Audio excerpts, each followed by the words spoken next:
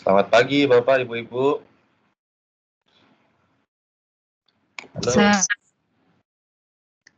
Selamat pagi. Lalu Halo.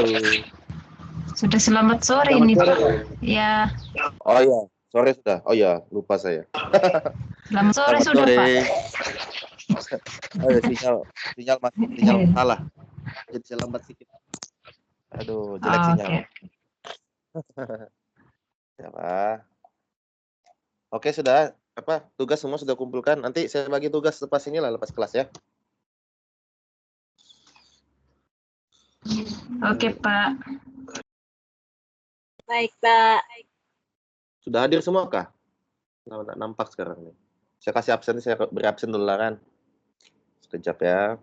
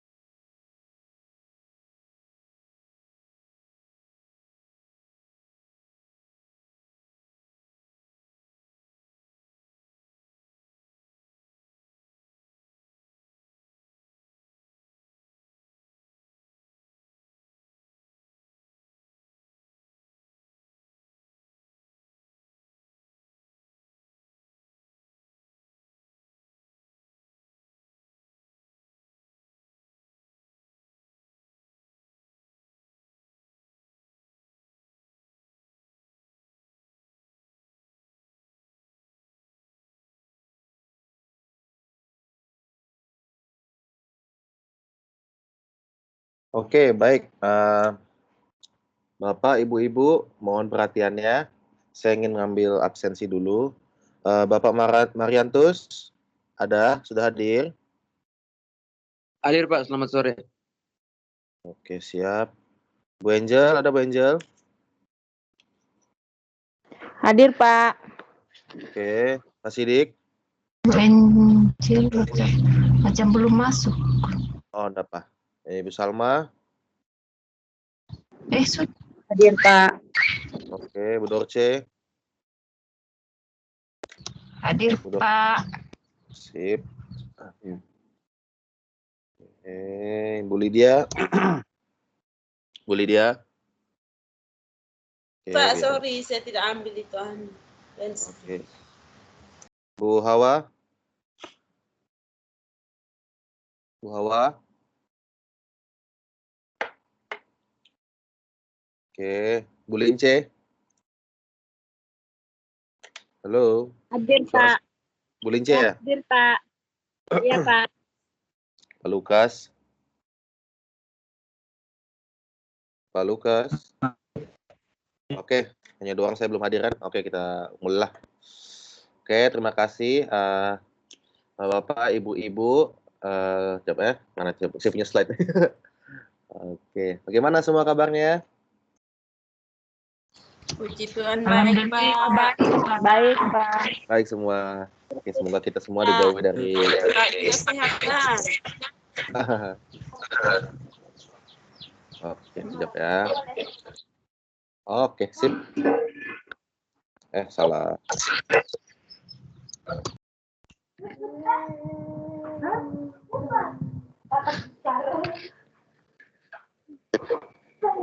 Oke, baik.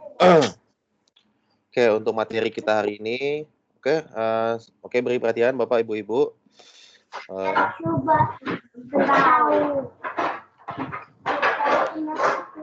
Mohon ya kalau tidak berbicara tolong di mute mikrofonnya. Oke, saya lupa. Oke, baik. Terima kasih ya Bapak Ibu-ibu atas kehadirannya. Sebelum itu selamat sore semua. Maaf tadi saya lambat datang sebab sinyalnya lagi agak-agak short di sini sekarang nih. Lagi kurang baik. Oke, jadi untuk modul kali ini kita mempelajari tentang prosedur pembelajaran. Jadi sebelum itu apa sih itu maksudnya prosedur pembelajaran ini apa? Kalau secara gambar kasarnya itu? Langkah-langkah, Pak. Langkah-langkah pembelajaran. Betul. Dalam ya. sebuah pembelajaran. Ya, betul. Tepat sekali. Oke, jadi ini ya bagaimana caranya kita prosedur-prosedur langkah-langkah dalam memulai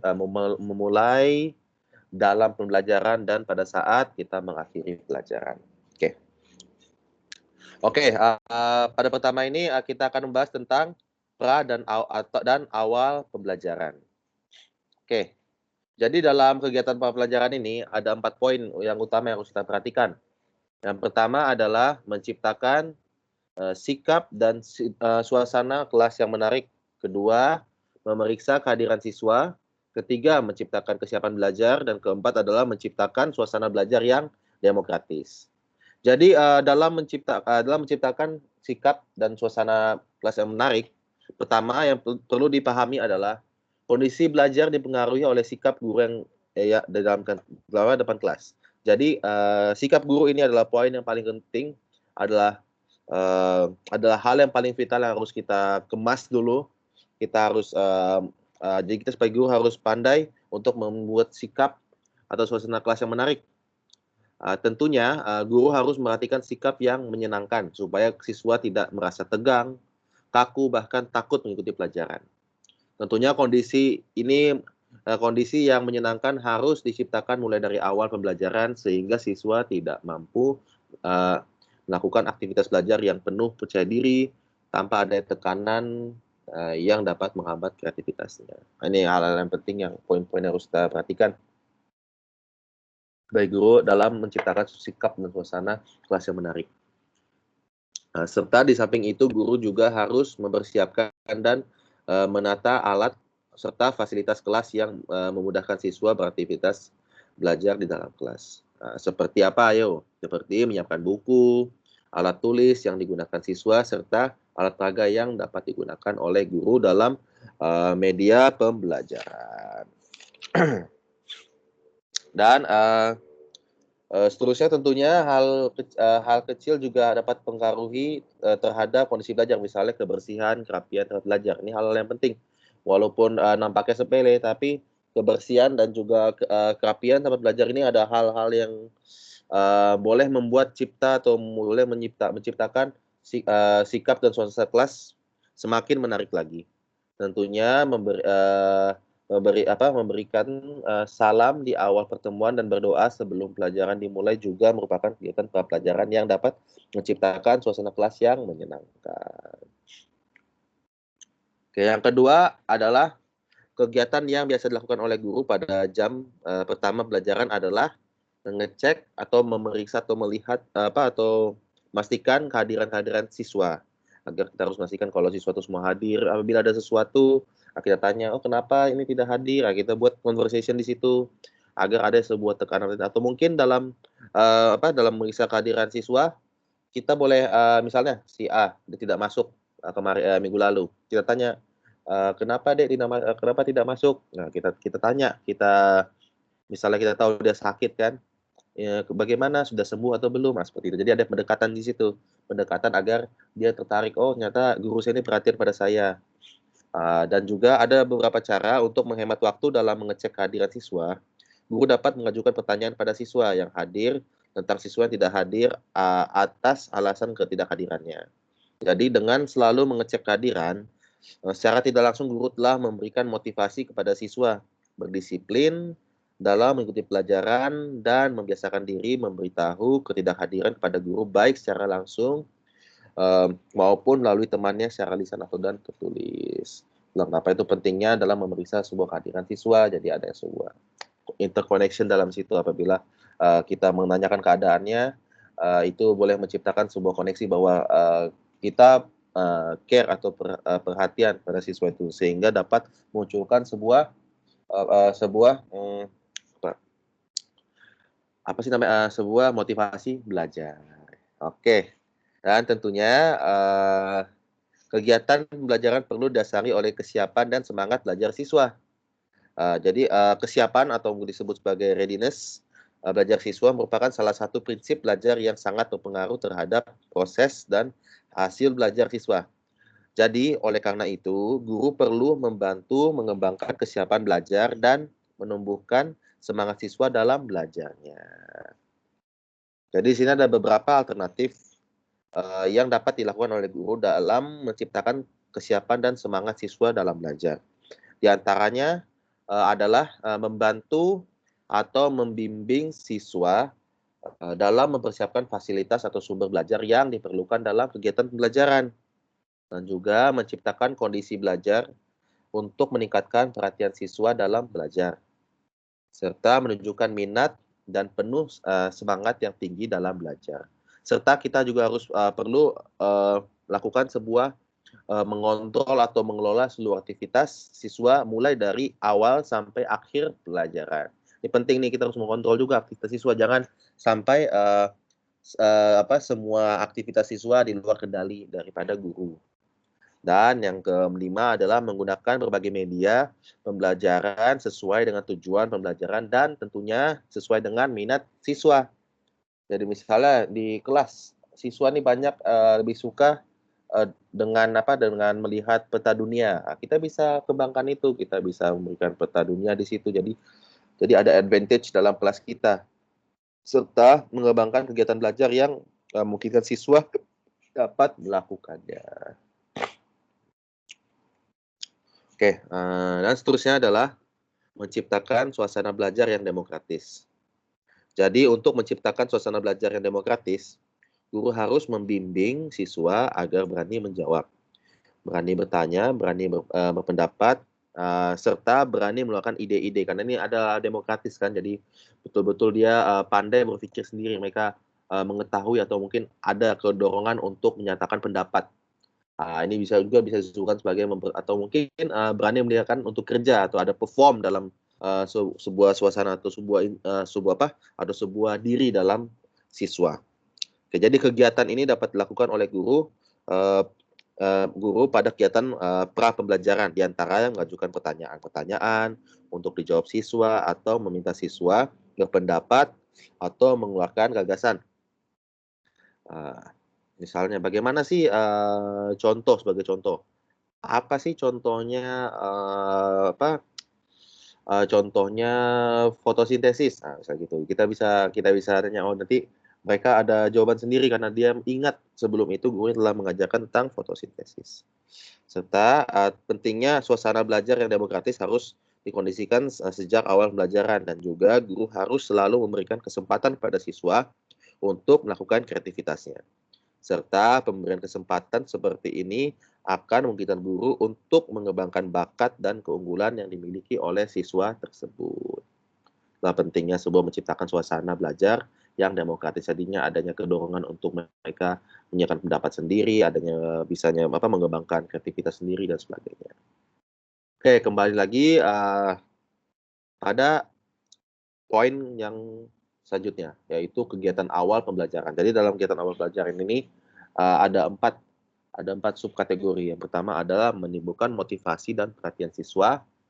Kedua adalah memberikan acuan. Ketiga adalah membuat kaitan dan juga melaksanakan tes awal.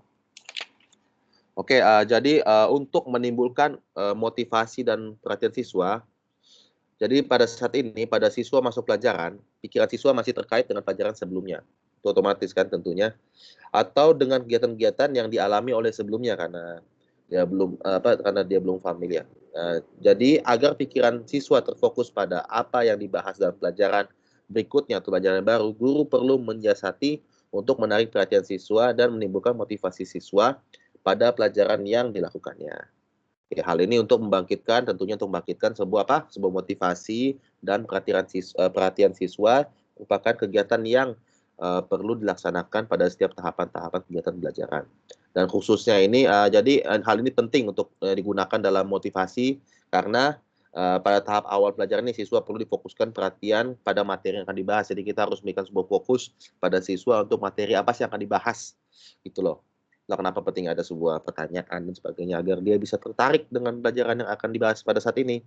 Jadi kita sebagai guru hendak melakukan kegiatan yang menarik perhatian siswa, misalnya, contohnya dengan menyampaikan cerita yang menimbulkan pertanyaan, contoh menunjukkan sebuah gambar atau alat peraga, mengajukan pertanyaan terkait dengan alat peraga tersebut. Misal kita mau belajar tentang fotosintesis, itu saya sebutkan, kita bisa memberikan sebuah graf tentang fotosintesis gitu, agar mereka bisa tahu, oh ini ternyata begini ya, oh ternyata ada matahari, ini apa sih ya. Jadi siswa ini ada tertarik untuk memulai pembelajaran tentang fotosintesis. Oke, dan yang kedua adalah memberikan acuan.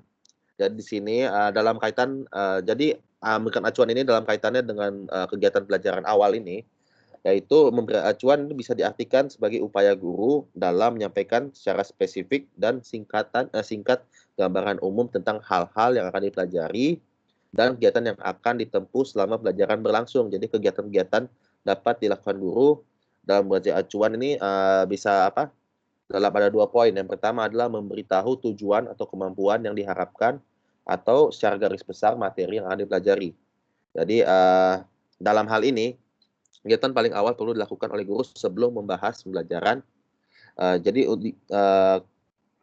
Karena kita memberitahukan tujuan kita, dia boleh memberitahukan dan kemampuan apa yang diharapkan oleh siswa dalam menempuh pembelajaran ini. Serta dengan informasi tersebut, siswa akan memperoleh gambaran yang jelas tentang kemampuan yang dikuasai dan ruang lingkup materi yang akan dipelajarinya. Tentunya apa yang kita lakukan untuk menyampaikan kemampuan siswa diharapkan secara garis besar itu terkait dengan materi yang akan kita bahas pada siswa. Dan kita dapat menyampaikan informasi tentang kemampuan kita dapat memberikan informasi tentang pengetahuan kita, serta dengan mengetahui kemampuan yang siswa hadapi, itu diharapkan gambaran materi dapat dipelajari, siswa akan memusat perhatian kepada kemampuan tersebut. Oke. Dan yang kedua adalah menyampaikan alternatif kegiatan belajar yang ditempuh oleh siswa. Seperti apa? Jadi di samping untuk kemampuan yang diharapkan, kita sebagai guru juga perlu menyampaikan pada siswa tentang kegiatan belajar yang bagaimana harus ditempuh oleh siswa untuk menguasai kemampuan tersebut atau mempelajari topik-topik yang akan dibahas. Jadi apa saja sih penyampaian afirmatif? Misalnya apa kita bisa menjelaskan misalnya dalam diskusi. Nah, kita bisa menggunakan sebuah forum diskusi atau mungkin kegiatan eksperimen. Nah, itu juga bisa dijadikan sebagai kegiatan alternatif dalam mencari sebuah pembelajaran.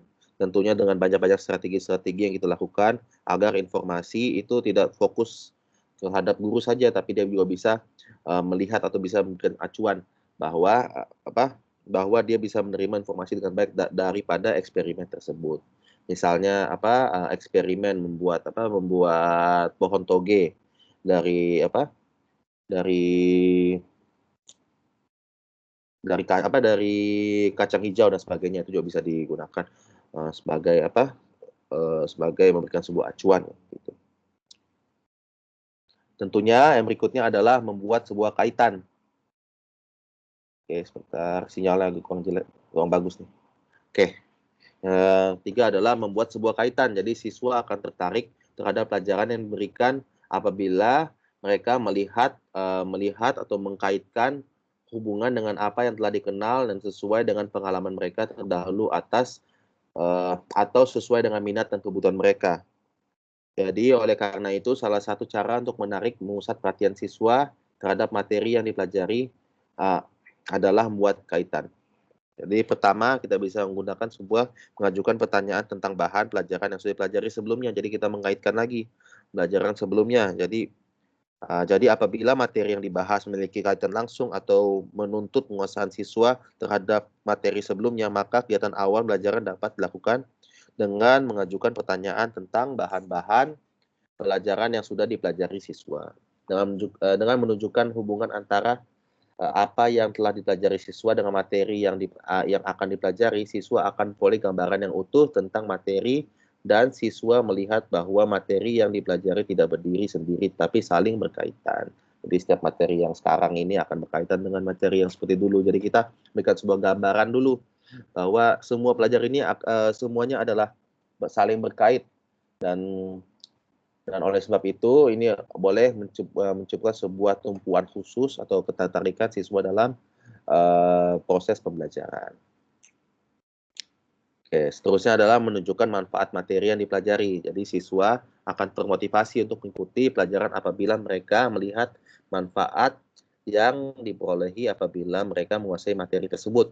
Jadi untuk itu, pada kegiatan awal ini pembelajaran, guru hendak menunjukkan kaitan antara penguasaan kompetensi atau materi yang dipelajari dengan kegunaannya dalam kehidupan sehari-hari. Misalnya, apabila guru membahas tentang makanan bergizi, guru dapat menunjukkan manfaat pelajaran tersebut bagi penumbuhan tinggi atau berat badan siswa. Jadi dia mengaitkan lagi tentang misalnya makanan bergizi, dia akan kaitkan juga tentang pertumbuhan, berat badan dan sebagainya.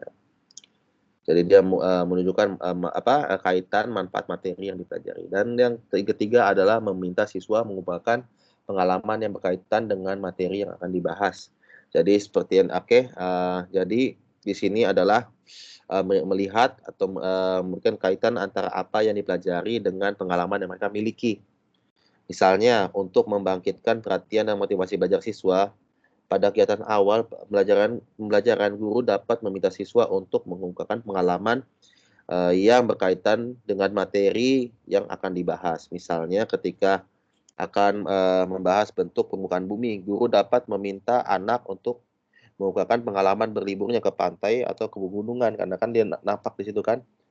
Misalnya di pantai ada kapal yang jalan terus ke pantai.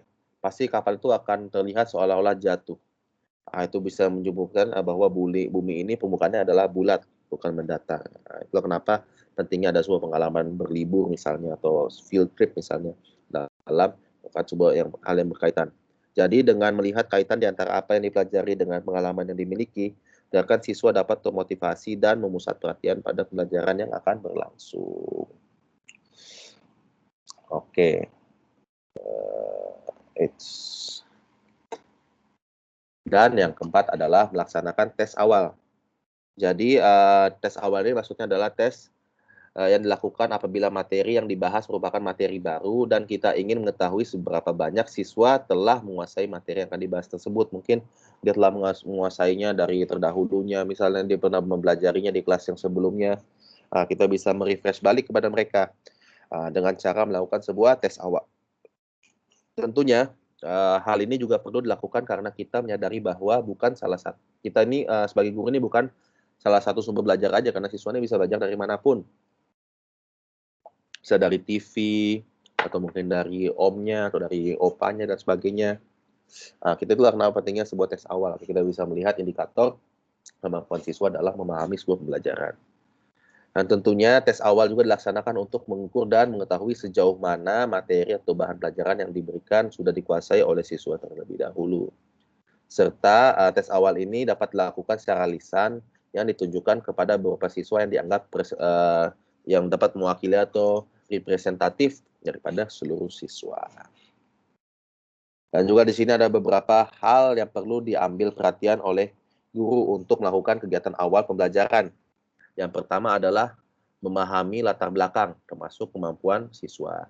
Dan yang kedua adalah dapat membangkitkan atau menarik perhatian siswa, sehingga perhatian siswa terpusat pada pelajaran yang akan diikutinya.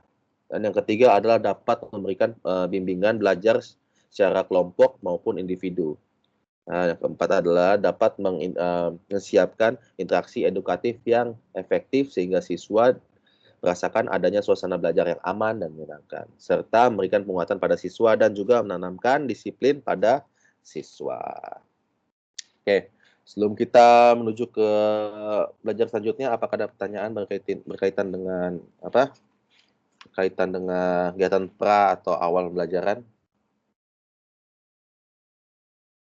Oke, bagaimana Bapak Ibu-Ibu? Setelah ini kita akan membahas. Paham, Pak. Oke, setelah ini kita akan bahas tentang kegiatan inti dalam pembelajaran. Pak, boleh undur sekejap?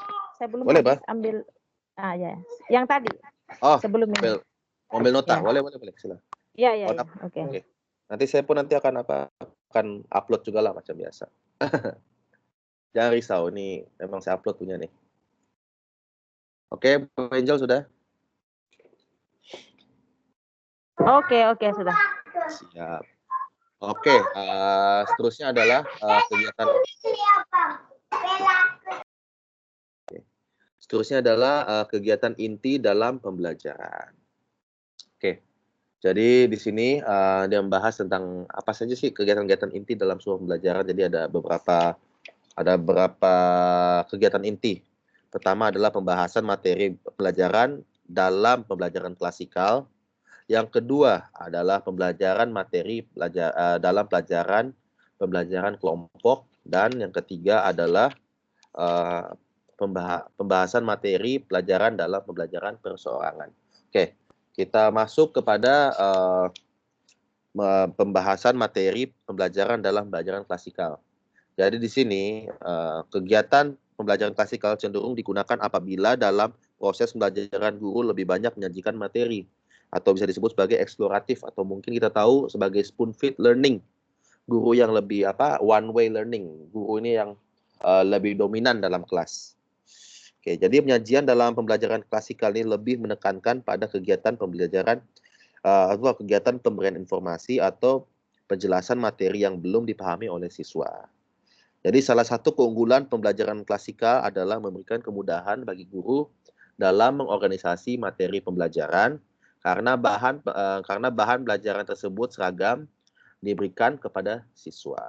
Serta dalam pembelajaran klasikal dapat digunakan apabila pembelajaran lebih bersifat informatif atau fakta. Jadi pentingnya pembelajaran ini klasikal ini digunakan apabila pembelajaran ini bersifat atau mata pelajaran ini bersifat informatif atau fakta, seperti sejarah.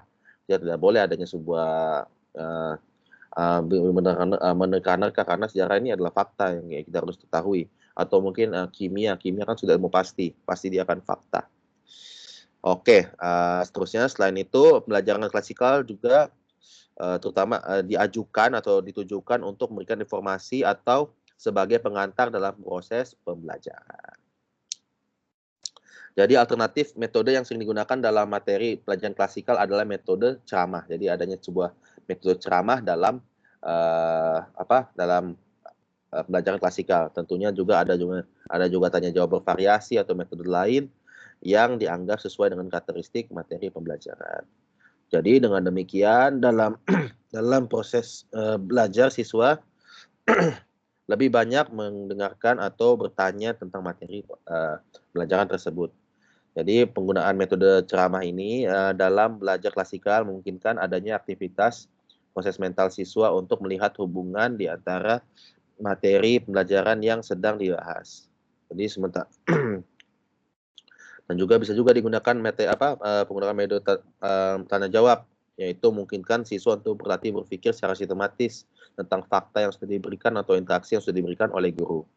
Jadi dengan demikian belajar klasikal ini dia menjunjung tinggi atau menjunjang atau memanfaatkan pembentukan kemampuan siswa untuk mengingat dan menyimak dan juga bertanya. Tentunya menunjang keberhasilan pelajaran klasikal, guru harus memiliki kemampuan mengelola pembelajaran klasikal yang dilandasi oleh implementasi prinsip-prinsip pembelajaran klasikal. Seperti pertama adalah prinsip-prinsipnya sistematis. Dalam sistematis ini dalam pelajaran klasikal bahan pelajaran yang disajikan secara berurutan dan selalu diorientasi pada tujuan. Jadi ada tujuan dalam proses sistematis yang telah ditetapkan. Sajian bahan pelajaran dapat disampaikan mulai dari yang mudah sampai yang paling sulit atau dari yang paling konkret sampai yang paling abstrak. Oke. Dan yang kedua adalah perhatian dan aktivitas.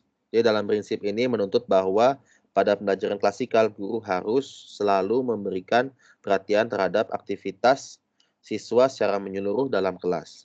Tentunya guru harus mampu membangkitkan perhatian siswa selama proses pembelajaran berlangsung. Dan perhatian dan motivasi siswa dalam pembelajaran klasikal sangat memegang peranan yang paling penting karena harusnya adanya sebuah interconnection terhadap guru yang lebih dominan kepada siswa.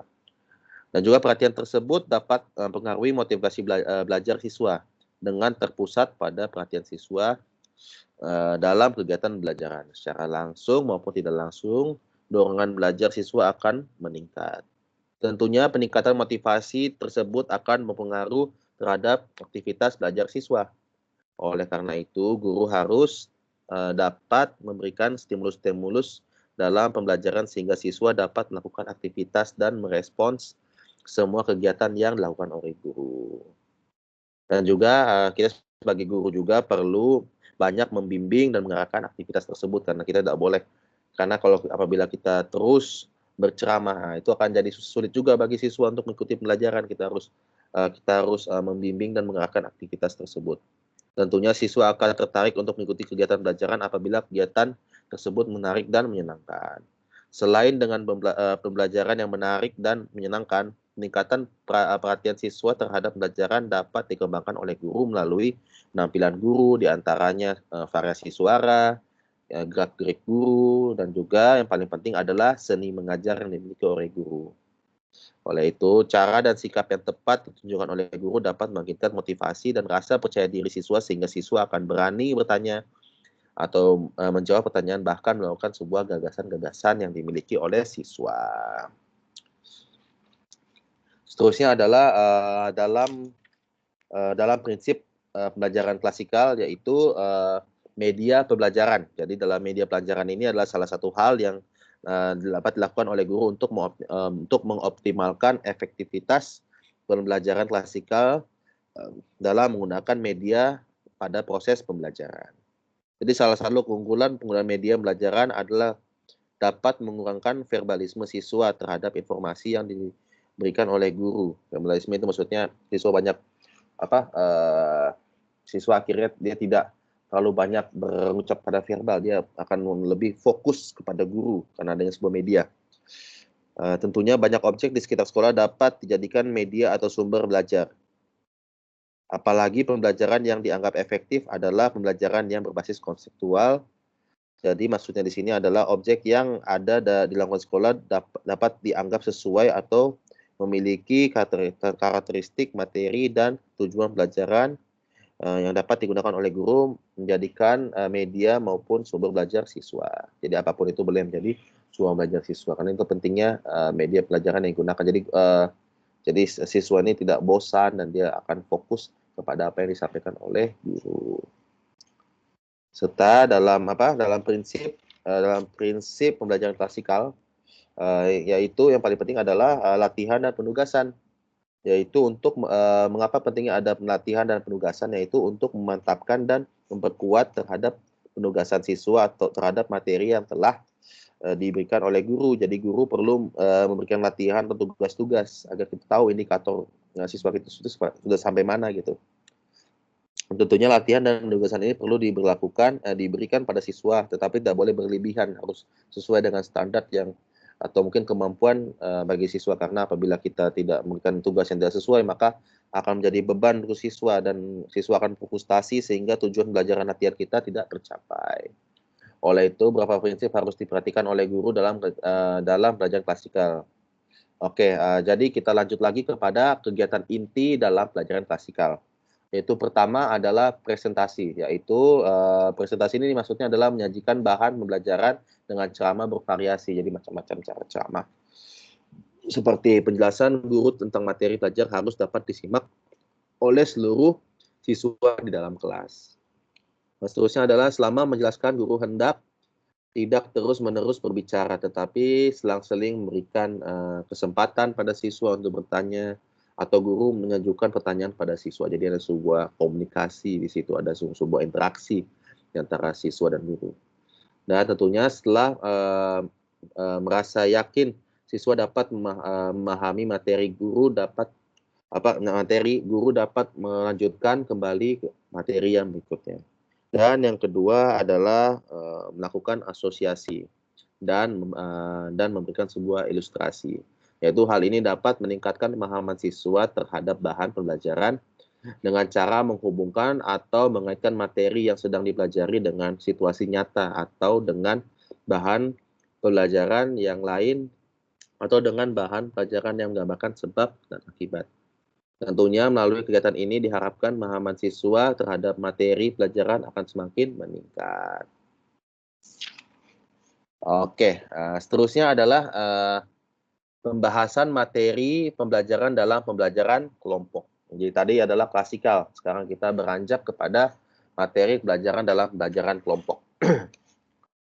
Jadi di sini dalam pembelajaran kelompok ini merupakan suatu proses pembelajaran yang desain dalam bentuk kelompok dalam jumlah antara 4 sampai 6 orang sesuai dengan kebutuhan dan tujuan belajar. Oke. Jadi pembelajaran ini dilandasi oleh pendekatan konstruktif atau untuk menyelesaikan sebuah masalah. Konstruktif, jadi menyelesaikan sebuah masalah. Oke. Dalam pembelajaran kelompok sangat memungkinkan siswa untuk mengumpulkan informasi dan membangun pengetahuan secara bekerja sama. Jadi pentingnya dikatakan sebuah bekerja sama dalam sebuah kelompok. Itulah mengapa adanya sebuah pembelajaran pendekatan dalam pembelajaran kelompok. Misalnya dengan kegiatan diskusi, atau mungkin dalam penelitian sederhana, atau mungkin pecahan, inquiry, discovery, serta metode lain yang sesuai dengan tujuan karakteristik materi belajar secara kelompok. Jadi siswa akan membangun pengetahuan berdasarkan pengalaman belajarnya. Oke, jadi berdasarkan teori melandasi pembelajaran kelompok, siswa akan lebih mudah menemukan atau memahami konsep-konsep yang dianggap sulit sebenarnya melalui belajar kelompok, karena dalam belajar kelompoknya ada kerjasama, jadi bukan hanya kita saja yang kita berpikir sendiri. Kita boleh menyatakan sebuah pendapat atau mungkin bekerjasama dalam satu kelompok itu. Jadi banyaknya sebuah pemikiran dalam satu kelompok. Nah, dikutip dari pernyataan Steven dan Slavin tahun 1995, siswa yang mengikuti belajar kelompok secara 2 periode akan menunjukkan hasil yang lebih baik. Oke, dibandingkan dengan hasil belajar siswa yang diorganisasikan secara tradisional atau mungkin secara klasikal. Jadi selain itu, melalui belajar kelompok, siswa tidak hanya dapat kesempatan untuk mengembangkan konsep, tetapi juga kesempatan untuk mengembangkan aktivitas sosial, sikap, dan nilai. Tentunya kesempatan siswa untuk membina rasa tanggung jawab, rasa toleransi, peluang lebih besar, dan akan dipelopori melalui kegiatan belajar kelompok. Tentunya lebih jauh lagi siswa akan lebih memahami materi pelajaran yang bersifat problematis dengan alternatif penyelesaiannya. So, melalui pembelajaran kelompok ini secara langsung siswa akan belajar berpikir logis serta bisa berpikir secara kritis dan kooperatif dalam memberikan alternatif penyelesaian masalah melalui kesepakatan kelompok. Itulah pentingnya dalam pembelajaran sebuah kelompok. Jadi oleh itu belajar kelompok perlu dikembangkan dalam pembelajaran agar siswa memiliki kemampuan sosial seperti kemampuan bekerjasama, kemampuan berkomunikasi, kemampuan bermusyawarah, dan kemampuan berinteraksi yang dibentuk melalui kelompoknya.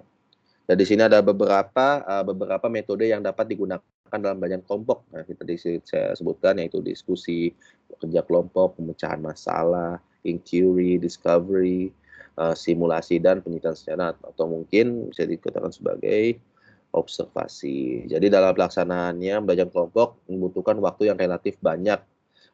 Oleh itu guru perlu memperhatikan tentang alokasi waktu yang disediakan agar tujuan pelajaran tercapai secara optimal. Nah, kita bisa tahu kan misalnya kalau kita buat sebuah silabus, nah situ kan ada nampakkan misalnya kita sekarang akan menentukan belajar kelompok. Nah, kita bisa tentukan misalnya dalam dalam belajar kelompok itu kita tentukan dalam 40 menit.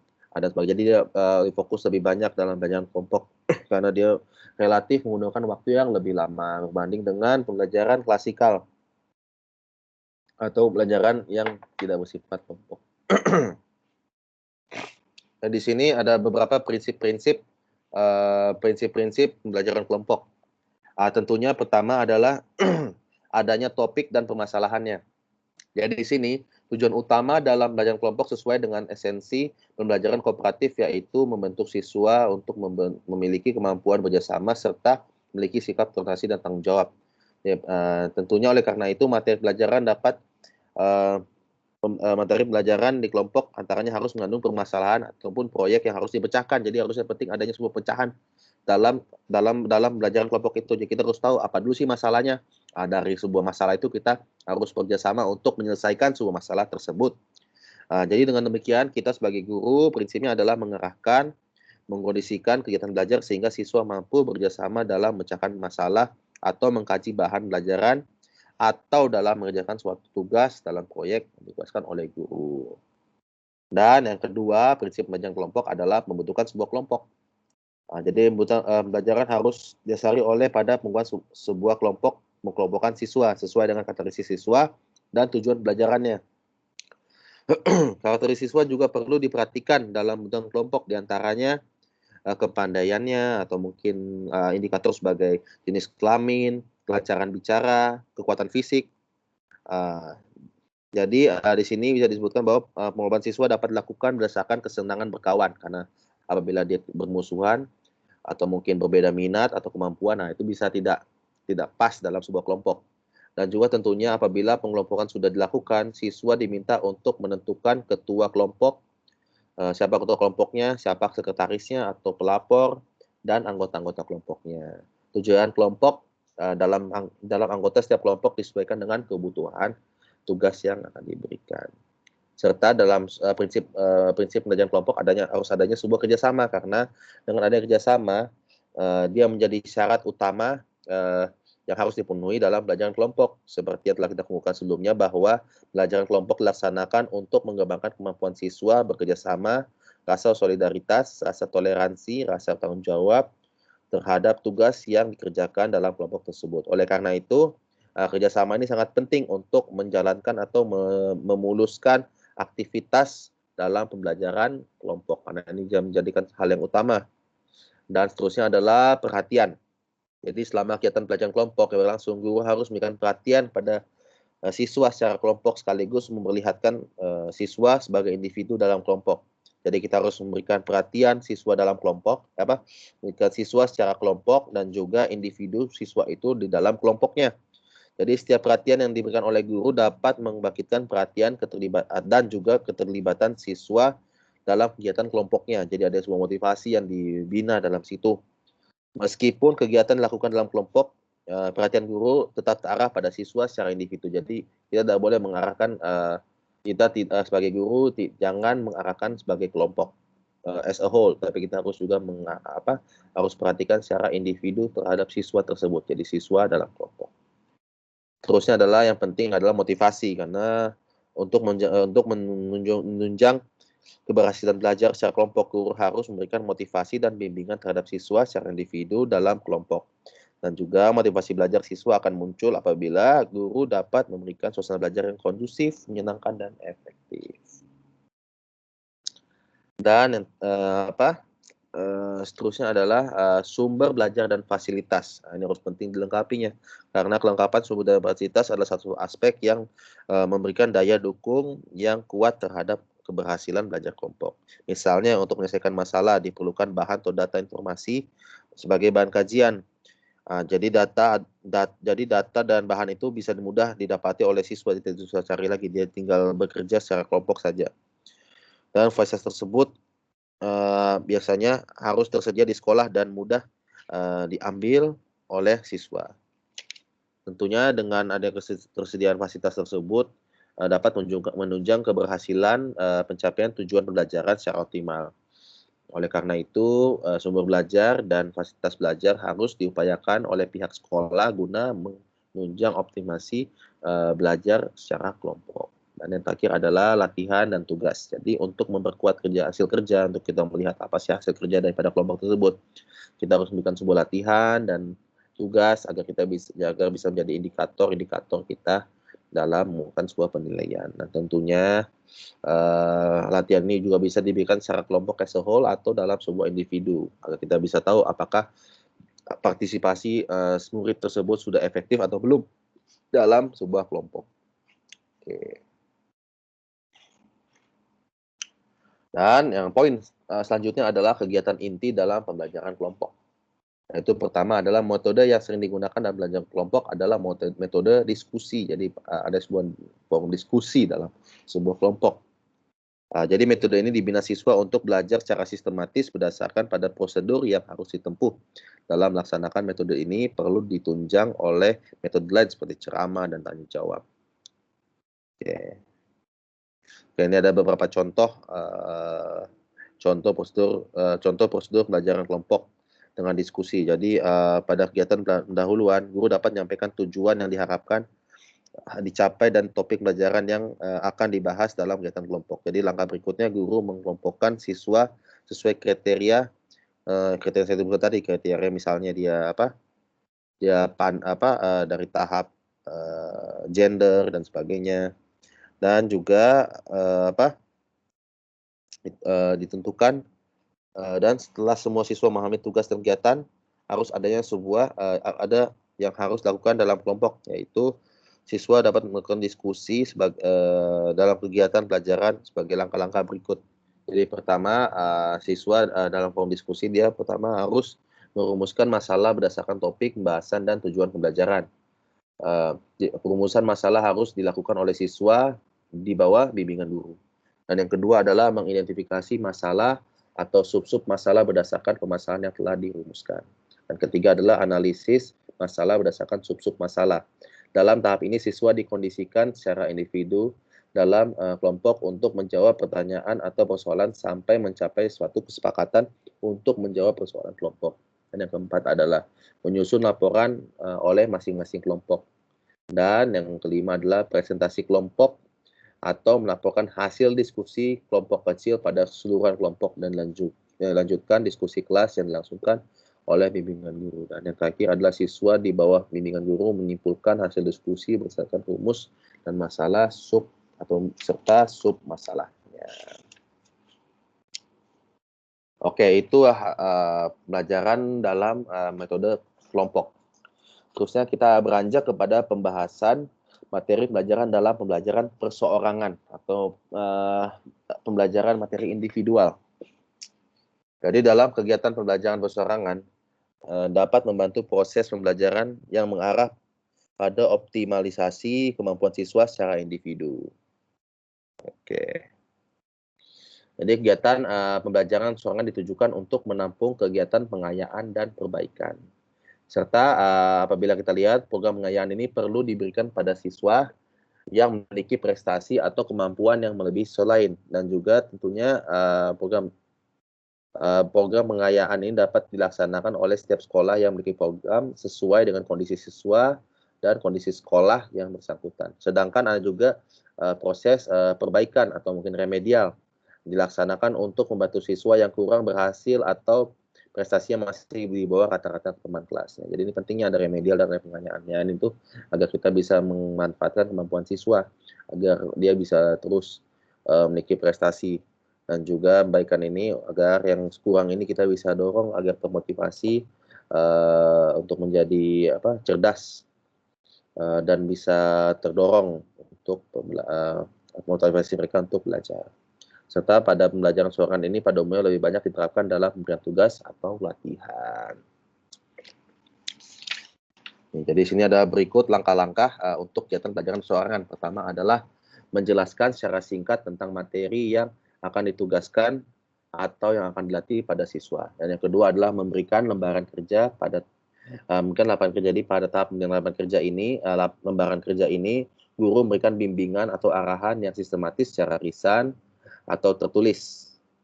Selain itu, guru juga hendak memberikan stimulus atau dorongan supaya siswa dapat melakukan interaksi dan asosiasi sehingga tugas atau latihan tersebut dapat dilakukan secara optimal.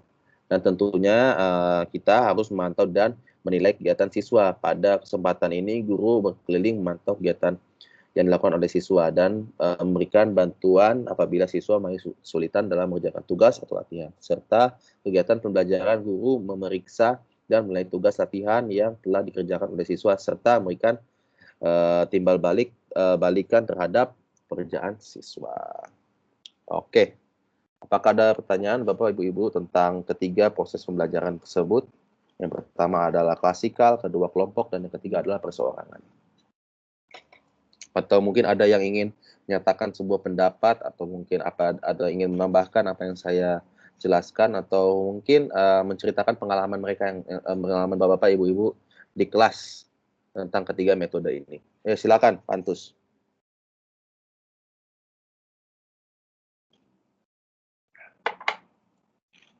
Ya.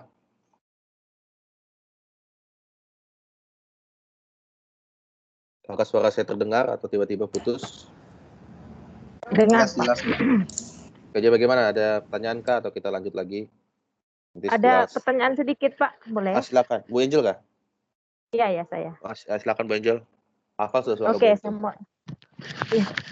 Iya. Oke, Pak. Saya mau bertanya di sini. Kalau di dalam kelas itu, macam kita sudah buat satu kelompok kan, yang selalunya saya buat itu saya campurkan murid yang pintar dan yang biasa lah, begitu. Tetapi yang murid yang biasa ini dia cuma mengharapkan yang murid yang pintar saja yang membuat kerja, begitu. Nanti kalau saya jadi pengamin ya? Iya. Oh, Nanti kalau saya tukarkan yang pintar dengan yang pintar, nanti kan tidak adil kan begitu Pak. Nanti Tidak yang adil. kumpulan yang itu lebih menonjol daripada kumpulan yang biasa itu. Jadi apa yang saya harus buat Pak, macam yang kalau menurut Bapak lah. Itulah mengapa tadi kan di situ ada dibahas di poin ke mana itu yang kelompok itu. Jadi membahas bahwa kita sebagai guru juga harus berkeliling juga. Kita harus memantau juga kelompoknya apakah sudah berjalan dengan baik atau tidak. Dan juga telah disebutkan juga tugas itu kalau bisa selain kita berikan pada kelompok, kita harus juga berikan kepada individu terhadap kelompok tersebut. Jadi ada tugas untuk kelompok secara keseluruhan agar mereka bisa men-solve masalahnya sendiri, dan juga ada tugas untuk individu untuk masing-masing siswa. Jadi siswa yang kurang aktif ini bisa terdorong mereka untuk aktif untuk mencari sebuah atau mencari sebuah jawaban dalam pertanyaan yang kita telah tanyakan. Seperti itu. Itulah mungkin metode yang paling efektif karena kita juga harus fokus juga pada individu, bukan hanya kelompok as a whole. Seperti itu, Bu. Oke. Jadi tiga cara ini yang pembahasan ini tiga-tiganya boleh dipakai dalam pembelajaran hari-hari lain, Pak. Iya, betul sekali. Ya, dan kita juga harus kita perhatikan juga tadi kan apabila kita buat silabus harus perhatikan juga dia punya alokasi waktu. Kalau misalnya kalau kelompok ini mungkin dalam 40 menit, 50 menit dan sebagainya. Harus lebih Ya, banyak. dalam satu durasi. hari ini boleh 3 ini kan Pak? Maksudnya Betul, kita betul. klasikal dulu, baru kita buat grup, baru buat seorangan begitu. Boleh. Iya. Soalnya biasanya persoalan ini lebih kepada memberikan latihan atau tugas sebagai Iya. indikator mereka Iya. mereka sudah sampai belum ke tahap itu atau belum. Biasanya memberikan dengan uji kompetensi begitu kan. Jadi dia bukan lebih uji kompetensi dan sebagainya. Seperti itu, Bu. Iya. Oke, Bu. Oke, Pak. Oke. Siap. Yuk. Pantus ada pendapat kah, Pantus? Pak Sidik. Pak Sidik sudah hadir kan? Sudah Pak, sudah dari tadi. Oke, siap. Ya Pak Sidik ada pendapat kah atau apa, Pak? Paham Pak. Oke, siap. Kalau begitu kita beranjak lagi ya ke selanjutnya.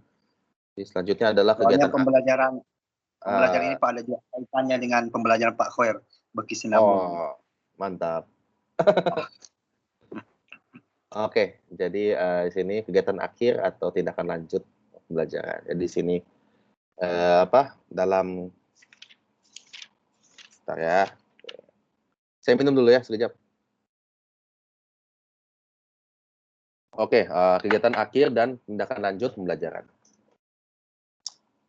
Oke, jadi kegiatan akhir pembelajaran di sini disebutkan bahwa kegiatan akhir dalam pembelajaran tidak hanya diartikan sebagai kegiatan yang untuk menutup sebuah pembelajaran, tetapi dia lebih penting daripada untuk mengetahui penguasaan siswa terhadap kompetensi. Jadi kita harus tekankan di sini kegiatan akhir ini bukan untuk menutup, tetapi untuk mendepankan atau untuk mengetahui penguasaan siswa terhadap kompetensi yang kita sudah harapkan. Apakah sudah sampai atau belum? Misalnya KD-nya apa kan, terus dan sebagainya lah dalam RPP. Seterusnya adalah dengan melakukan kegiatan akhir pembelajaran, guru akan mengetahui kompetensi yang sudah dan yang belum dikuasai oleh siswa. Serta kegiatan yang biasa dilakukan guru dalam kegiatan akhir ini adalah memberikan tes, baik secara lisan atau tertulis. Selain itu, guru juga hendak melakukan kegiatan akhir pembelajaran agar siswa memperolehi gambaran yang utuh tentang pokok-pokok materi yang sudah dipelajarinya. Tentunya kegiatan tersebut berupa kegiatan yang meninjau kembali penguasaan siswa.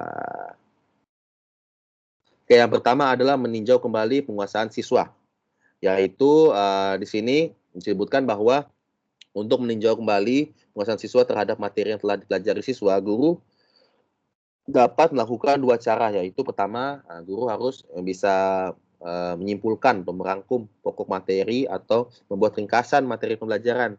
Dan juga yang kedua adalah kegiatan kegiatan merangkum ini atau menyimpulkan ini dan membuat ringkasan sebaiknya dilakukan oleh siswa di bawah bimbingan guru. Jadi siswa yang lebih peran aktif dalam melakukan sebuah ringkasan. Jadi kita bisa lihat apa sih pemahaman terhadap siswa tersebut daripada kesimpulan atau rangkuman yang telah dia buat.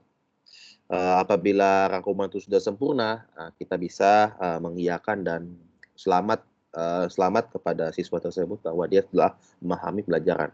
Tapi apabila rangkuman atau ringkasan itu kurang tepat, kita bisa memberikan sebuah pembelajaran atau mungkin mencumurnakan agar sampai siswa paham tentang materi pembelajaran yang kita telah berikan. Jadi dalam melaksanakan meninjau kembali ada beberapa kriteria yang perlu diperhatikan. Itu pertama adalah berorientasi pada acuan hasil belajar dan kompetensi dasar. Yang kedua adalah singkat, jelas, dan bahasa tulisan yang mudah dipahami. Serta kita sebagai seorang guru juga dalam buat rangkuman juga harus menyimpulkan kesimpulan, ringkasan, tidak terkeluar dari topik yang telah dibahas, serta dapat menggunakan waktu sesingkat-singkat mungkin, karena ini adalah sebuah rangkuman untuk melihat pemahaman kita secara sesingkat-singkat mungkin. Jadi pada dasarnya kegiatan meninjau kembali penguasaan siswa ini dilakukan sepanjang proses pembelajaran berlangsung. Kegiatan ini dapat dilakukan pada setiap penggal kegiatan atau setelah salah satu topik yang telah dibahas. Selain untuk memantapkan penguasaan siswa terhadap pokok-pokok materi tersebut yang dipelajari, rangkuman akan sangat berguna sekali bagi siswa yang tidak memiliki buku sumber atau siswa yang lambat belajar karena mereka dapat mempelajarinya kembali. Dan yang kedua adalah kegiatan melaksanakan penilaian. Jadi di sini maksud penilaian ini adalah kegiatan penilaian dalam proses pembelajaran merupakan suatu kegiatan yang mutlak yang harus dilaksanakan oleh guru dalam pembelajaran. Jadi melalui kegiatan penilaian akhir, guru akan mengetahui tercapai atau tidaknya kemampuan yang diharapkan oleh atau dikuasai oleh siswa. Jadi oleh karena itu guru perlu memiliki kemampuan dalam menilai hasil belajar siswa. Jadi kita sebagai guru harus mengetahui penguasaan siswa terhadap kompetensi yang diharapkan oleh kita sendiri, apakah sudah capai atau belum.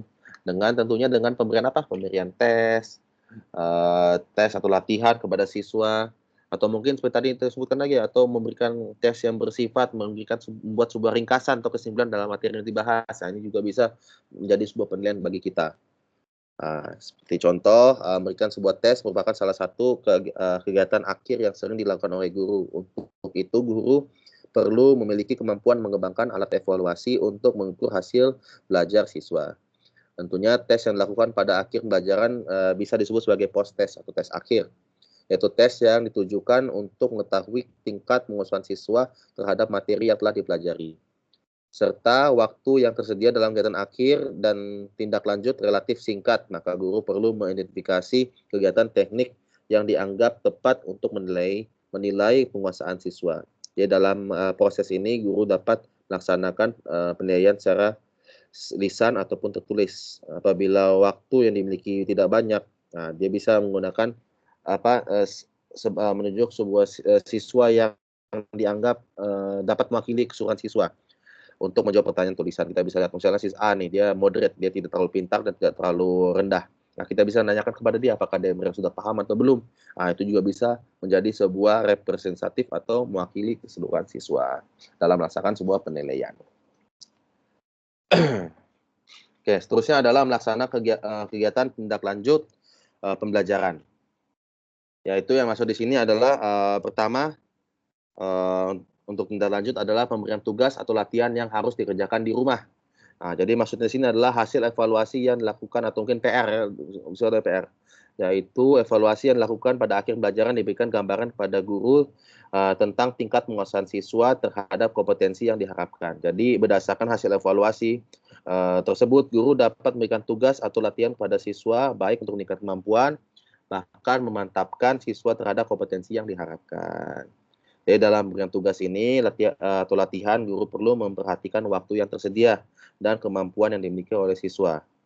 Serta pemberian tugas tidak boleh melampaui batas kemampuan siswa. Ini perlu di-highlight, tidak boleh melampaui batas siswa, karena dia bisa menimbulkan sebuah perasaan frustasi, jenuh, bahkan turunnya motivasi dalam minat belajar. Oleh karena itu, pemberian tugas pada siswa harus berdasarkan perencanaan yang efektif dan terpadu. Maksudnya di sini adalah setiap pemberian tugas harus berorientasi pada kompetensi yang harus dicapai dan bermanfaat bagi siswa. Dan tugas yang diberikan siswa harus bersifat fleksibel dan perlu diintegrasikan dengan mata pelajaran lainnya. Oke, jadi di sini ada beberapa poin.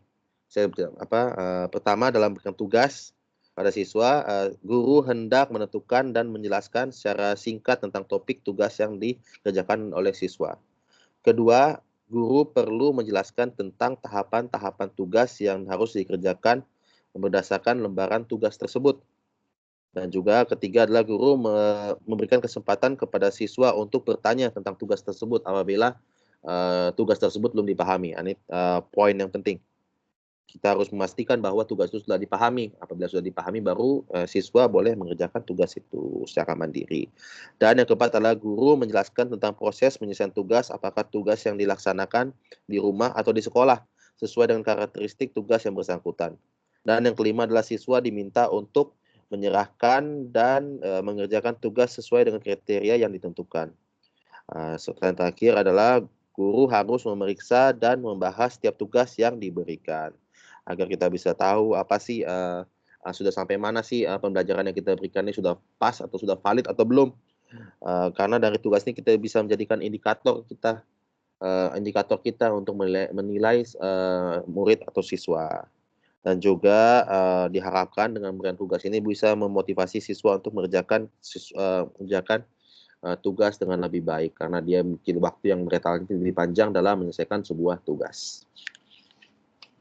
Oke, yang kedua adalah membahas kembali bahan pembelajaran yang belum dikuasai oleh siswa. Jadi maksud sini adalah dari hasil evaluasi yang dilakukan, guru mengetahui atau yang tadi kan diberikan tugas itu sebagai bahan evaluasi. Jadi dari hasil tersebut guru mengetahui kemampuan yang sudah dan yang belum dikuasai oleh siswa. Jadi sebagai tindak lanjut dari adanya kemampuan yang belum dikuasai, guru hendak merancang kegiatan untuk membantu siswa menguasai kemampuan yang belum dikuasai oleh siswa tersebut.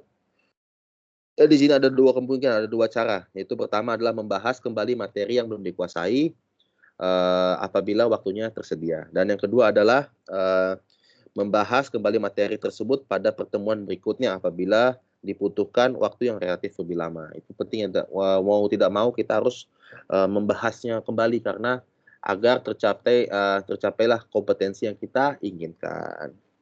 Dan yang ketiga adalah membaca materi pembelajaran tertentu, yaitu kegiatan lain yang dapat dilakukan oleh guru dalam tahap tindak lanjut adalah memberikan tugas kepada siswa untuk membaca buku sumber pelajaran yang lain yang membahas topik sesuai dengan kompetensi yang diharapkan. Jadi kegiatan membaca ini dapat ditugaskan pada siswa yang belum maupun yang sudah menguasai kompetensi yang ditetapkan. Jadi siswa yang belum menguasai materi pembelajaran dapat ditugaskan untuk membaca buku lain agar dapat memahami materi yang dibahas. Sementara siswa yang sudah menguasai kompetensi itu diharapkan dapat ditugaskan membaca buku sumber lain yang memperluas wawasan siswa terhadap topik yang dipelajarinya. Sehingga siswa dapat menjalankan tugas secara optimal, guru sebaliknya dapat mengajukan pertanyaan-pertanyaan yang harus dijawab oleh siswa atau meminta siswa untuk melaporkan hasil bacaannya. Perlu diperhatikan bahwa kegiatan tindak lanjut ini tidak dapat dilaksanakan pada waktu kelas atau di dalam kelas rendah karena mereka belum dapat membaca dengan lancar. Jadi untuk membuat materi pelajaran yang lain itu kita harus integrasi kepada kelas SD, kelas tinggi karena dia bisa merujuk pada buku-buku lain yang terkait dengan buku pelajaran mereka. Jadi kita tidak boleh fokus saja kepada satu buku, yaitu buku pelajaran. Kita harus provide lagi buku-buku mungkin dalam baca materi pelajaran lain mungkinnya misalnya dengan ke perpustakaan, bisa melihatlah situ buku-buku pembelajaran misalnya tentang kita mengkaji tentang hewan. Mungkin lebih mudah mereka memahami karena ada ilustrasi dalam sebuah buku pembelajaran lainnya. Tentunya poin keempat adalah memberikan motivasi atau bimbingan belajar. Yang masuk motivasi sini adalah yaitu memberikan sebuah balikan terhadap kerja siswa yang merupakan kegiatan yang harus dilakukan oleh guru. Jadi ada sebuah timbal balik atau mungkin sebuah feedback pada guru siswa. Jadi agar boleh membuat sebuah motivasi terhadap diri siswa. Jadi di samping memberikan balikan juga guru juga harus memberikan sebuah bimbingan kepada siswa agar mereka mampu memperbaiki kekurangannya. Untuk dapat memperbaiki atau meningkatkan penguasaan siswa perlu adanya bimbingan dari guru. Jadi bimbingan ini berupa apa? Bimbingan ini berupa arahan dan petunjuk yang jelas terhadap siswa sehingga tugas yang diberikan dapat dikerjakan secara optimal oleh siswa. Dan juga balikan dan bimbingan ini akan menjadikan dorongan motivasi kepada siswa untuk terus belajar. Dan yang terakhir adalah mengemukakan tentang topik yang dibahas pada waktu yang akan datang. Di sini apabila hasil penilaian diketahui bahwa siswa sudah menguasai kemampuan yang ditetapkan, kegiatan tindak lanjut yang dapat dilakukan adalah mengemukakan atau memberikan gambaran pada siswa tentang topik bahasan kompetensi yang dipelajari di pertemuan yang akan datang misalnya. Jadi dia ada gambaran lagi. Jadi misalnya dia sudah paham tentang fotosintesis. Setelah itu dia akan belajar tentang bagaimana cara menanam tanaman. Jadi ada sebuah gambaran seperti itu. Jadi kita memberikan sebuah gambaran lagi. Jadi ada sebuah ketertarikan untuk membelajar. Dia akan semangat lagi siswa untuk belajar, untuk datang di kelas yang akan datang. Jadi dengan cara ini perlu dilakukan bimbingan Jadi cara ini perlu dilakukan untuk membimbing atau mengarahkan siswa dalam kegiatan belajar yang dilakukan di luar jam pelajaran dengan menyampaikan kegiatan belajar yang akan dilakukan pada pertemuan berikutnya. Hal ini diharapkan siswa akan belajar terlebih dahulu di rumah yang disebutkan tadi kan misalnya tentang menanam tanaman Jadi siswa karena kita sudah memberitahu dia bisa diharapkan bisa mencari sumber lain dulu sebelum memulai pembelajaran di kelas formal. Selain itu, dengan menyampaikan topik yang akan dibahas pada pertemuan berikutnya, diharapkan siswa akan mencari informasi melalui media atau sumber belajar lainnya untuk dibahas dalam pertemuan selanjutnya. Jadi setelah guru menganggap kegiatan akhir dan tindak lanjut pelajaran selesai dilaksanakan secara optimal dan sesuai dengan waktu yang direncanakan, maka langkah selanjutnya guru harus menutup pelajaran. Apabila pelajaran berlangsung dalam jam yang paling akhir, maka harus dibiasakan untuk menutup pelajaran dengan doa. Oke. Apakah ada pertanyaan?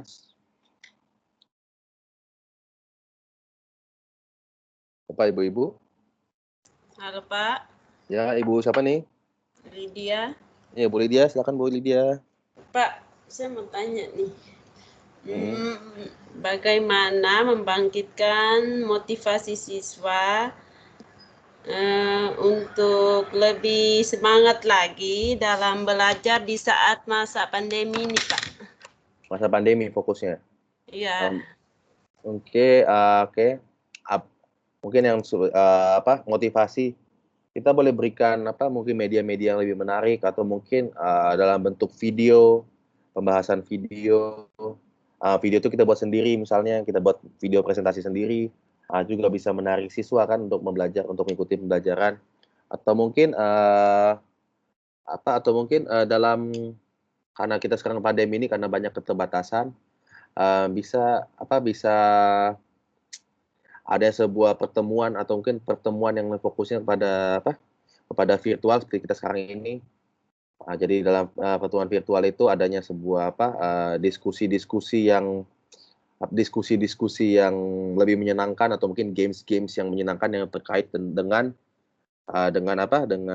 pembelajaran kita ini. Jadi mungkin itu karena siswa ini suka games kan, kita harus mungkin bagaimana caranya agar siswa itu misalkan kita bisa juga mungkin dalam kuis. Tadi kuis itu berlaku di saat bukannya, jadi kita buat kuis tapi kuis itu berlaku pada saat online seperti kita saat ini. Ya kan? Nah, bukan jadi pada saat online kita buat kita buat kuis. Kan kita tahu kan kita boleh gunakan Zoom misalnya. Zoom kan gratis kan untuk 30 menit. Nah, kita bisa manfaatkan itu. Jadi banyak media. Sedangkan online biasa saja dorang Pak? Macam apalagi masuk di Zoom, makanya banyak alasan, Bah. Sinyal apa kan? Iya, itulah. Bagaimana Pak Antus itu ada dulu kemarin kalau tidak silap minggu lepas ya Pak Antus ya? Ada dibahas tentang motivasi itu bagaimana Pak Antus? Saya lupa ingat sudah tuh. Bagaimana Pak Antus menyelesaikan memberikan motivasi atau mendorong motivasi terhadap siswa dalam masa pandemi ini, terutama pada pandemi COVID-19. Ya, terima kasih Pak Elias. Ini ya, kita kembali lagi mengingat materi pembelajaran yang sudah disampaikan pada minggu yang lalu ya. Artinya dalam suasana seperti saat ini, saya pikir kembali ke ke gurunya, bagaimana dia bisa memanfaatkan keadaan di lingkungan sekitarnya saja sesuai dengan materi pembelajaran. Karena sekarang ini kan semua melalui online. Kurang kedengar suaranya, Pak. Macam jauh betul. Sekarang ini kan jauh betul. Oke, boleh. Ya, boleh Pak, jelas saja Pak. Jelas ya suaranya? Jelas. Kalau saya jelas saja Pak. Oke, silakan Pak Antus. Jelas. Saya kasih tinggi volumenya. Oke, baik. Jadi memanfaatkan media-media di lingkungan sekitar saja sekarang. Kemudian jangan memberikan tugas itu di luar dari batas kemampuan siswa itu sendiri. Jadi media-media yang seperti itu mungkin kita bisa kembangkan lagi supaya lebih sederhana. Seperti pada minggu lalu sudah dijelaskan tentang kegiatan sehari-hari yang kita lakukan. Misalkan kita membuat aktivitas di dalam rumah, kita bisa kaitkan dengan materi pembelajaran, misalkan menghitung atau matematika dalam materi matematika atau pembelajaran tentang matematika, ya kita membuat video itu yang lebih apa ya, lebih efisien. Sekarang yang perlu kita buat itu kebanyakan video untuk memotivasi siswa, memotivasi siswa di suasana pandemi seperti ini. Saya pikir kita meningkatkan di penyederhanaan materi yang kita sampaikan kepada siswa saja sih sebenarnya, sehingga anak-anak itu bisa lebih minat belajar, tidak menyulit, tidak menganggap materi yang kita sampaikan itu adalah menyulitkan siswa itu sendiri. Nah, karena kalau kita lihat dari cara belajarnya siswa itu banyak sisi yang kita lihat, artinya ada anak yang belajar itu hanya melalui audio, ada anak yang dia minat belajar itu dengan video atau visual seperti itu, ya kan?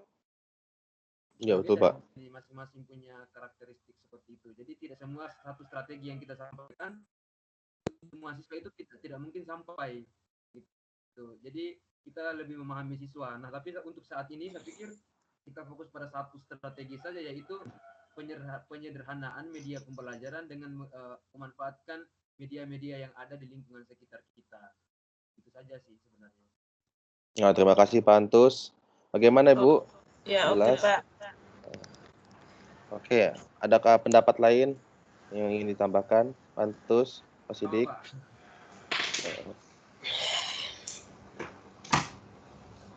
Atau ada yang kurang jelas tentang ini, karena kita sekarang topiknya ringan-ringan aja tentang prosedur pembelajaran. Mungkin kita sudah alami juga kan prosedur pembelajaran ini. Jelas.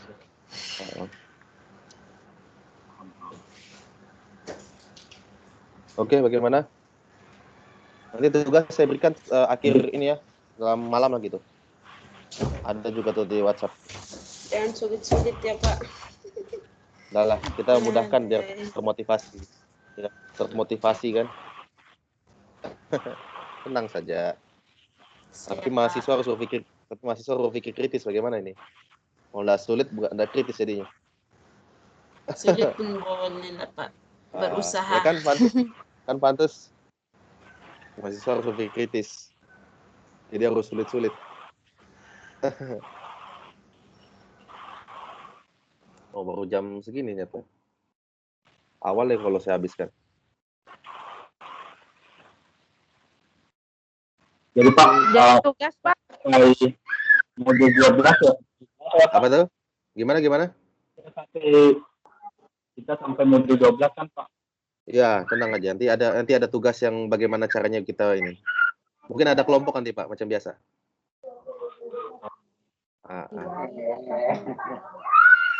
Tenang aja. Tenang. Sudah direncanakan.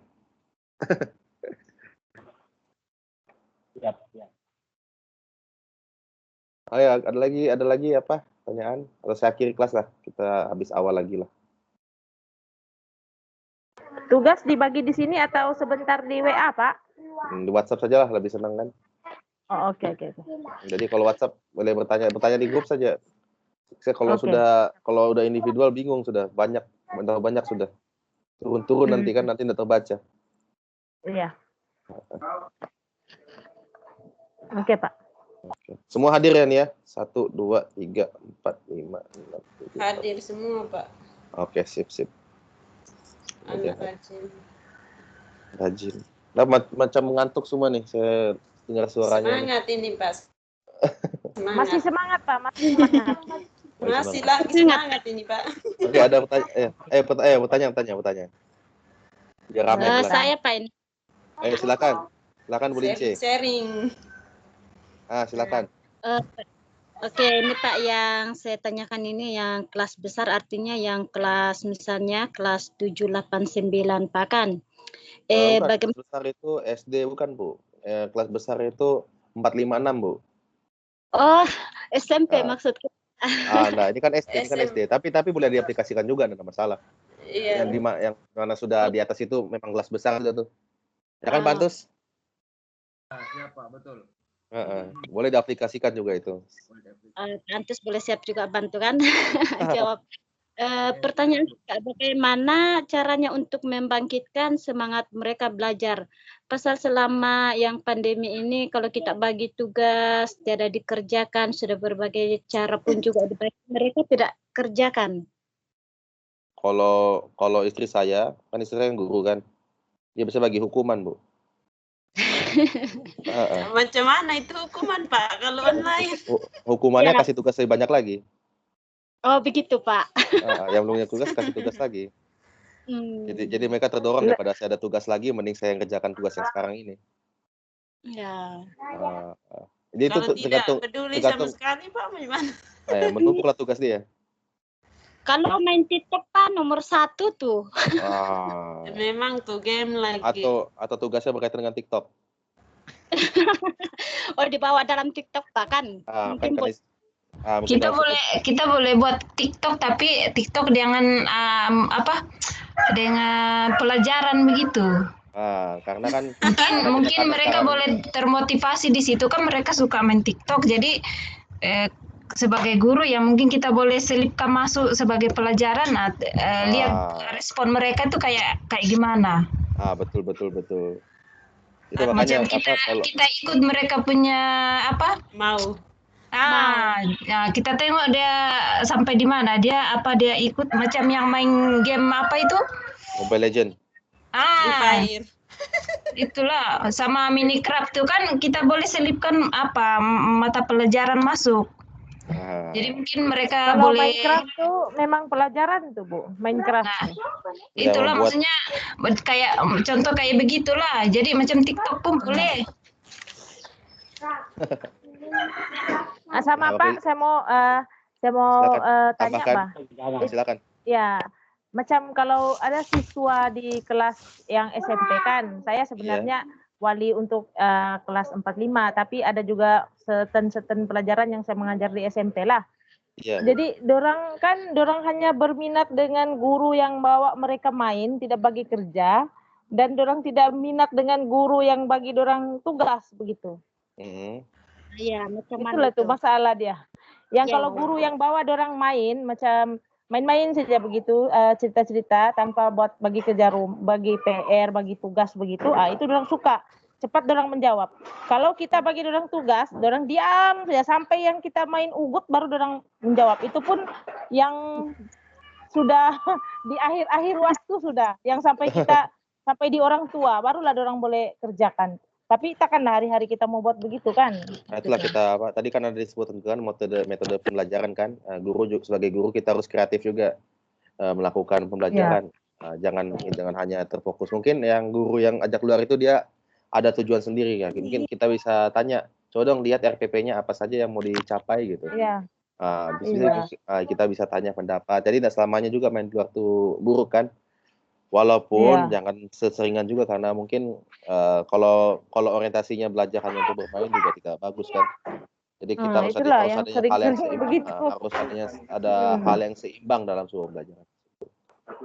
Yang tentunya kita harus yang penting harus sesuai dengan indikator atau kompetensi yang kita ingin lakukan. Kalau sudah tercapai kompetensi ya sudah, sudah semuanya. Ada pembelajaran ini dia fokus pada kompetensi saja.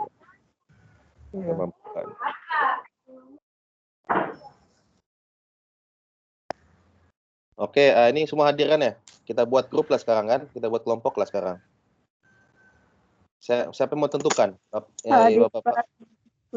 yang tentukan lah, Pak yang tentukan. Kalau saya tentukan. Boleh lah. Tidak adil. Tidak adil kah? Ya, kalau kami sendiri tentukan tidak adil pula. Memilih pula. Boleh.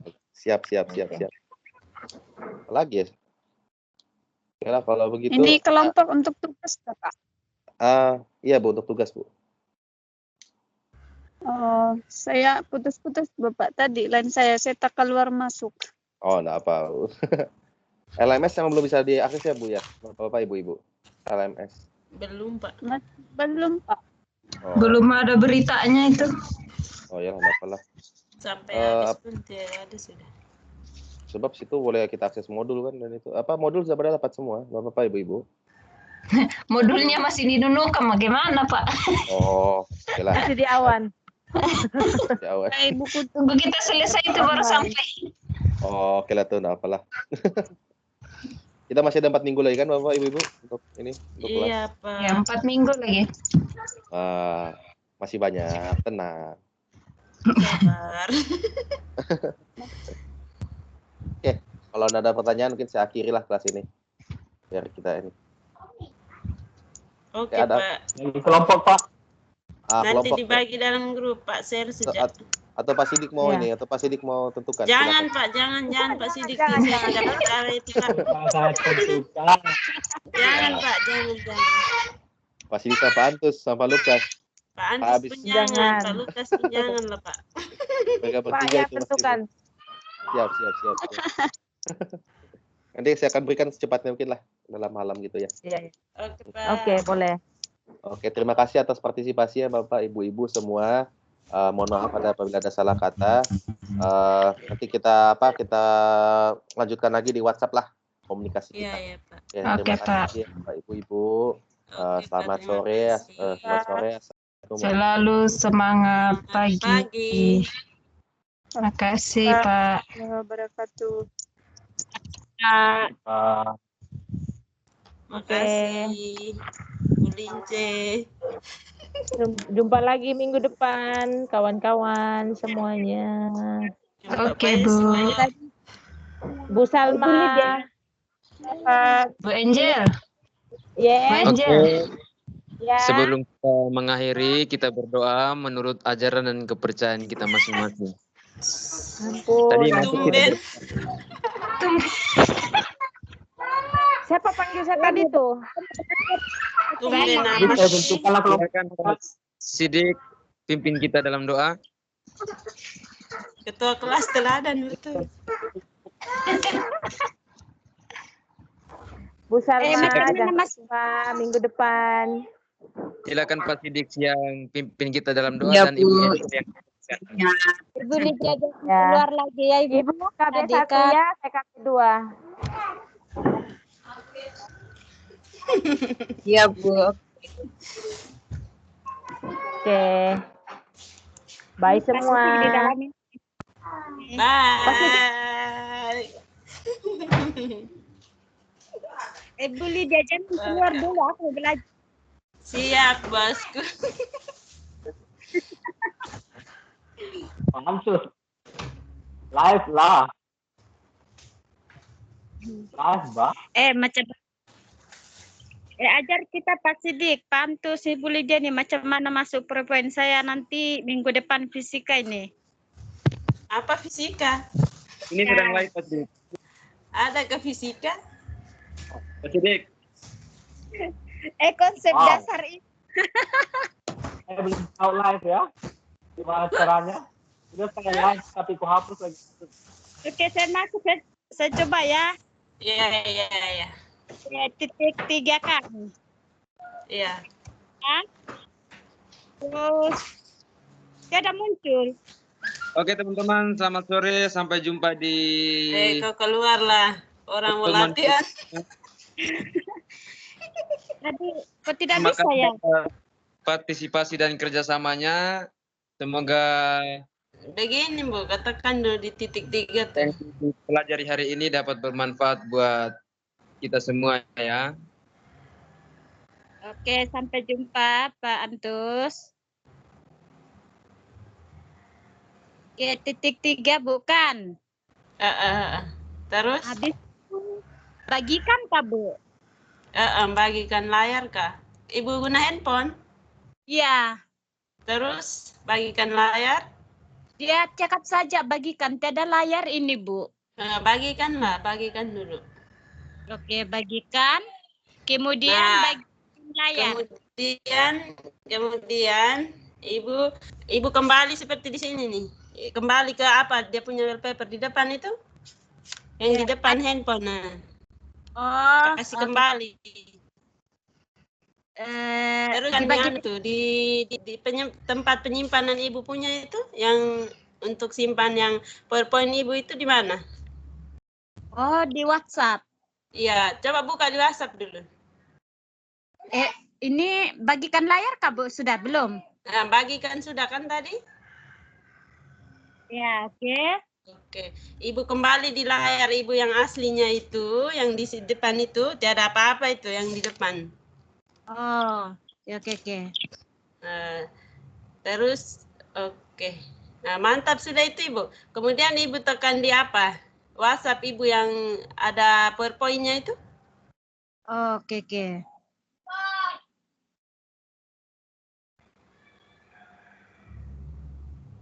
Mana sudah? Sekejap, Bu ya. Ya, Bu, apa? Pelan-pelan lah.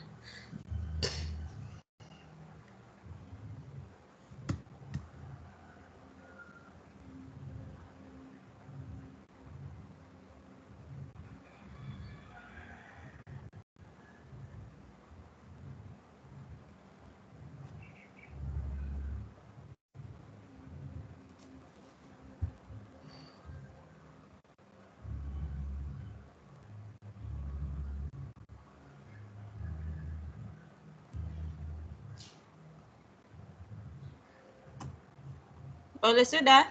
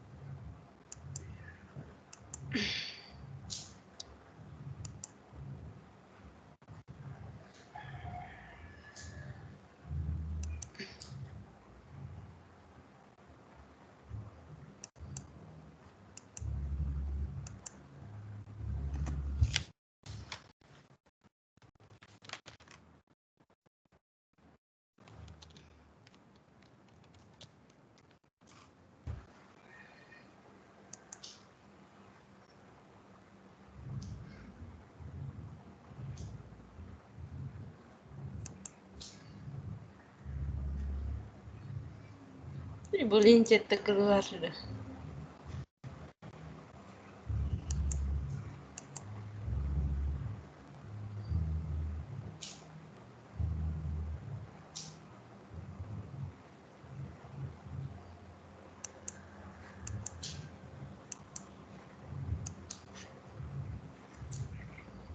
Bu Salma.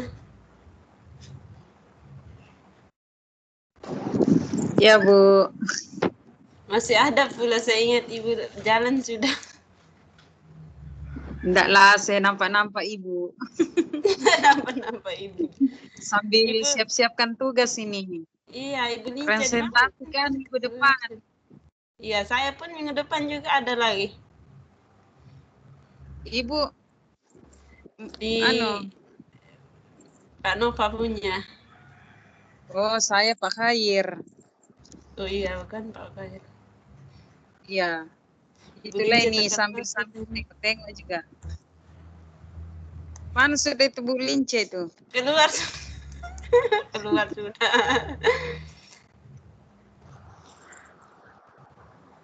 Oke lah Bu, dia tidak masuk sudah itu. Iya kan? Tidak ada orang sudah kali. Iya. Oke Bu. Oke Bu, semangat ya.